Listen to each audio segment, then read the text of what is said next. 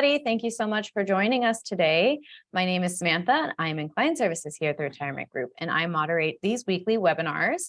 Today, we have our advisor, Patrick Ray, on, who's going to be answering some of our frequently asked questions that we're getting from corporate employees.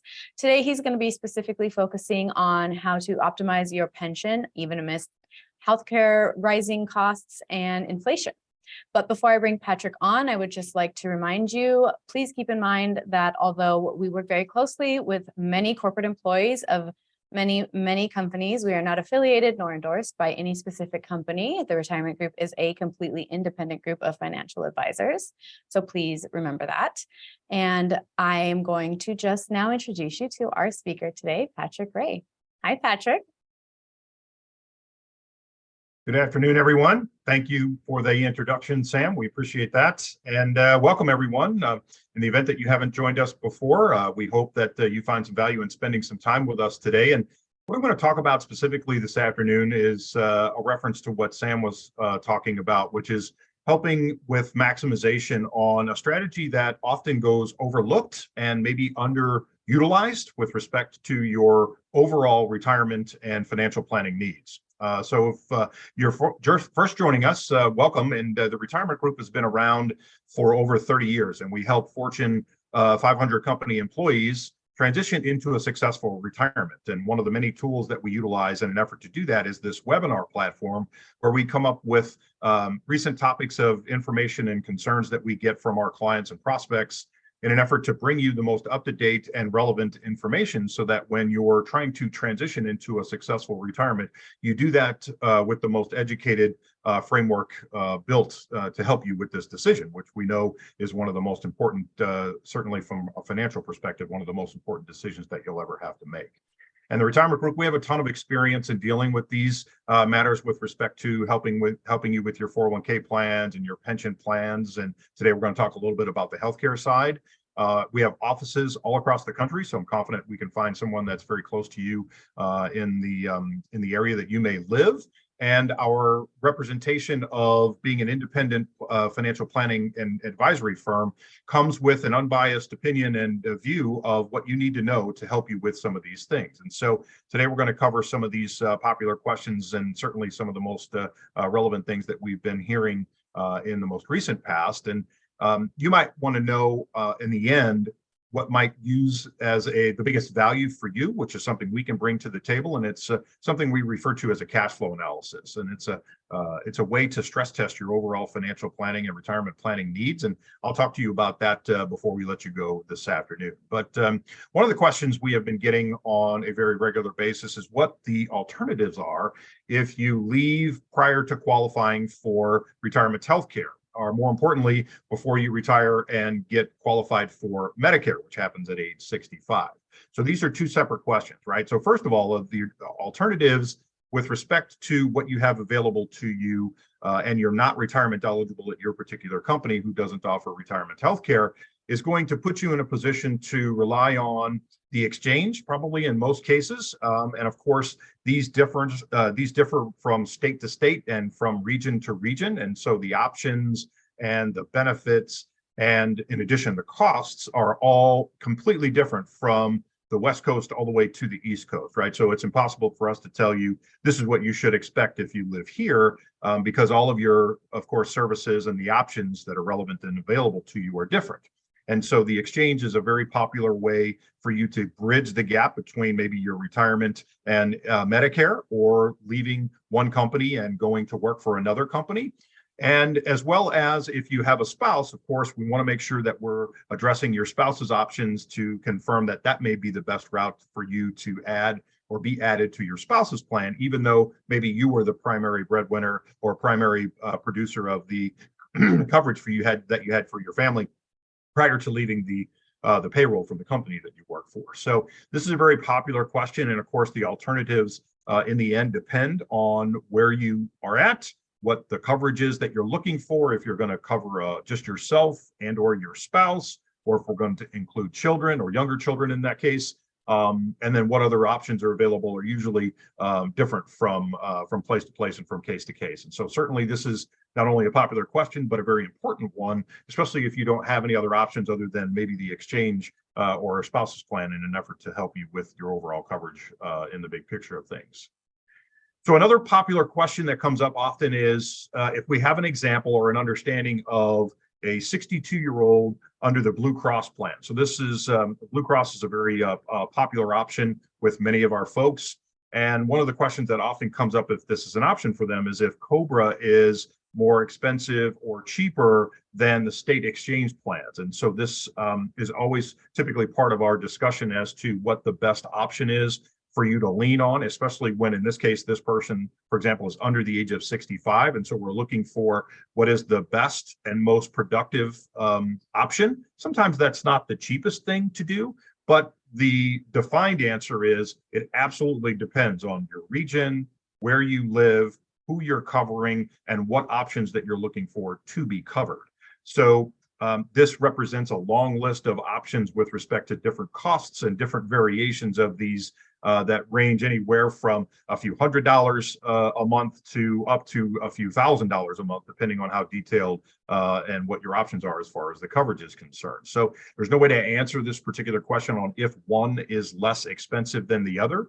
And also something to confirm or consider for sure is maybe the option is not best for the cheapest plan, but the one that produces the best overall alternative for you. So you might find that this option will end up being a little bit more expensive for you and your family than you otherwise would have planned or would have budgeted for. And oftentimes we run in our cash flow analysis, which I talked a little bit about, which is the stress test of your overall financial planning and retirement planning needs. One of the most important questions is, what am I going to do for this expenditure that I've had or that I'm going to have for, say, in this case, 3 years when I'm leaving the payroll at 62 and not yet eligible for Medicare until you're 65. And so you might think about running a separate line item, which we can do in the plan, to show you the added expense over and above your normal living expenses to kind of give you a stress test of what it would be maybe on the expensive end. Let's say you were budgeting $1,000 a month and you were unsure what that was going to do to your overall net worth and your financial planning needs long down the road. That's what the benefit of that cash flow analysis is for. Well, one of the benefits anyway of the cash flow analysis, which is to kind of stress test where you're at. If you were spending $1,000, maybe you had to spend $1,200 to $1,300, for example, for a 2 or 3 year window of time. And you might want to know what that looks like when you're in your 70s and 80s and 90s, for example, from a cash flow perspective. So we can run those different scenarios for you and all of the different options which we're able to help you with as far as trying to find out the best solution for you. And on top of that, what it might cost so that you can bring that to the forefront and figure out what it is that you're going to have as an expenditure.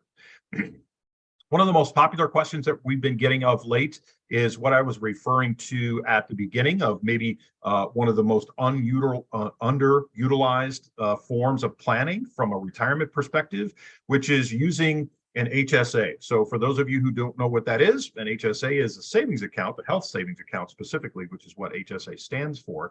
And it allows you to save money on a tax-deferred basis that has no spending timeline. So in other words, some of you may be familiar with the FSA accounts, which were flexible spending accounts, and you might be familiar with those because those were required to be used, or the funds inside of an FSA were required to be used within that calendar year. So if you made a deposit and you were using a flexible spending account in 2023, then by the end of 2023, you would have had to zero out that balance. You weren't able to carry forward any unused amounts. Well, hopefully you're not in a health position where you're required to use a whole bunch of your retirement savings or your healthcare savings accounts for expenditures, but that's of course what the money is for, right? So under under the health savings account, it's a great option because it allows us to carry monies that we're potentially not using and ultimately potentially use them for retirement benefits, which would help you supplement your retirement income down the road. So in this question, as a 60-year-old employee with a substantial 401k balance, how can I leverage the new IRS increase in my HSA contributions to enhance my retirement savings and address the healthcare expenses after I retire? So this is a great question. And the reality is, of course, because everyone's situation is different, this might enhance the reason why you want to do a cash flow projection and make sure that you're familiar with your cash flow needs and what you're going to budget for specific healthcare expenditures. But this question comes up where we only have so much money to allocate while you're an employee and you're currently contributing to your 401k, right? So the biggest difference, of course, between these two buckets is it's possible that you're getting a match on your 401k contributions, where we know you're not getting a match on your HSA contributions. So if that's the first and foremost thing we want to address, then clearly we would probably want to have the 401k supersede any HSA deposits until we've at least maximized the free money that's coming from your company, right? But if we assume that you have a substantial amount of money, that's probably making the assumption that you're making a relatively heavy contribution to your 401k, which is probably more than you're getting a match if you get one. And therefore then equates to, if you only have X amount of dollars per month to allocate to this particular scenario, which one is it better to be utilized for, the 401k or the HSA account? And so these HSA limits, they increase, or they're indexed by inflation typically every year. So the amount that you're eligible to utilize or put into these plans dictates on if you're using a single life version or a family plan. But basically, these amounts allow you to put money into a tax deferred investment vehicle that can grow tax deferred for your future use. And so if you fast forward and you don't have a need for the healthcare expenses because you live a relatively healthy life, thank goodness. And of course, that's what we hope for. Then that would lead you to have monies that are eligible to be removed from your HSA account to help you support future income from a retirement planning perspective. The only catch is that if you're using your HSA contribution amounts from your HSA plan for things that are not related to healthcare expenses, then you're going to pay income tax on those distributions. So that might be a deal breaker in some cases, but frankly, if you have enough money or what you feel like is a substantial amount of money in your retirement plan, specifically your 401k, and you're getting the match from your employer on top of that, then I think adding to an HSA is a wonderful way for you to add some additional flexibility to your overall retirement plans. And to be fair, the reality is the more options that you have with 401k balances and pension amounts and maybe after-tax money that you would have otherwise saved, or any money that you have in the Roth 401k or any Roth IRA contributions that you would have otherwise made over the years, plus something like an HSA account. It just allows you to have way more options from a pool of money that you can choose and pick from to manage all kinds of things. You can manage risk with that. You can manage income, of course, with that. You can manage your tax liabilities with that. And there's a lot of benefits to that. And of course, we can tie that basically into your overall cash flow needs when it comes down to it. So this is a great question and something that comes up very, very frequently. Another question, which is, can I use my HSA savings account as a retirement savings vehicle similar to my 401k or IRA? And of course, I talked a little bit about that in the previous slide or the previous question, which is the answer is yes, you absolutely can do that. There's some caveats if you're not 59 and a half, so you want to be careful about that. Of course, if we're going to rely on monies and you're leaving or retiring from your payroll in your early to mid 50s, for example, there could be some caveats or issues that you want to be cognizant of with respect to that. But again, your 401k is possibly giving you a match where your HSA deposits are not. So we want to make sure that we're getting 100% match from or 100% of the free money that you're eligible to gain from your employer. And so we don't want to give that up in pretty much any capacity. But other than that, then obviously then we can start to consider additional funds that might better be earmarked or could be earmarked to an HSA account, which kind of solves a couple of issues for potential healthcare needs that you might have at some point in time in the future. And then ultimately, if you don't have those because you live a relatively and have a relatively healthy life, then of course those benefits and funds can be used where you'll just pay income tax on those, assuming that you're past 59 and a half, to have for retirement benefits, of course, which is a great option. So in our opinion, and specifically when we deal with potential people who are trying to concern themselves with retirement, we want to advocate that both could be a play or play a huge role in your overall retirement savings. And so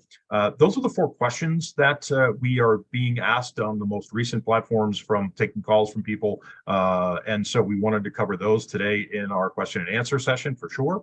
But look, if you have other questions, and oftentimes this comes up in conversations where we talk about the healthcare stuff, but it leads into how do I get access to my retirement plan monies if I'm not 59 and a half, as an example. So we have a slew of webinars that you can watch that have information related to that, as well as you're welcome to call the office and schedule some time to visit with one of the advisors on the group.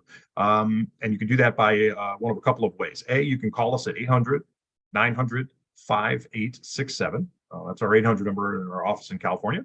And then you can also take a picture of this QR code on the screen, and it'll bring you to a calendar where you can schedule a 15 to 20-minute call with someone to at least get the ball started as to getting your question answered or questions answered, and then maybe determine if it's beneficial to have an additional conversation or meeting going forward to collect some data so that we can produce the cash flow analysis, which is a complimentary service that we offer. So you're welcome to do that as well. And then in the end, our job here as a fiduciary responsibility is to do the very best for you, right, in all manners, which means advising you while you're still on the payroll and leading into transitioning into a successful retirement, on to and after when you become a client of ours, where we have where we're getting compensated to produce you advice and recommendations going forward. And so every case is different, every scenario is different, and we want to treat them as independently as they come to us. And so our number one priority and goal is to be in a position to put you in a position to be as comfortable as possible, because one of the most stressful things that you'll ever have to go through is retirement. And unfortunately, the stress of the financial end of that usually doesn't go away for folks. And so we want to do our best to mitigate that at all levels. And the more that we chat with you and the more planning you do ahead of time, the better off that you're going to be. So with that, I'll leave you with the afternoon. I certainly hope that you found some value in spending some time with us today, and you learned a little bit through our discussions. And we will look forward to catching up with you at some time in the future. So enjoy yourselves and have a great day. Take care.